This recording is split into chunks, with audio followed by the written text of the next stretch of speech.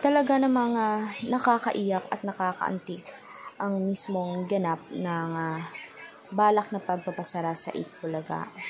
Alam naman natin kung gaano nagserbisyo, nagbigay ng kasiyahan at tulong ang mismong GMA Telenetwork.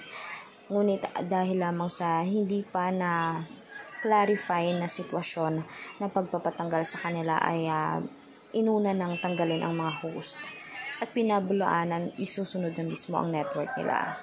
Sobrang nakakadismaya naman talaga ito, kaya gusto talaga ng mga taong publiko ay lumaban pa mismo mga host at nilaban nila ang prangkisa nila.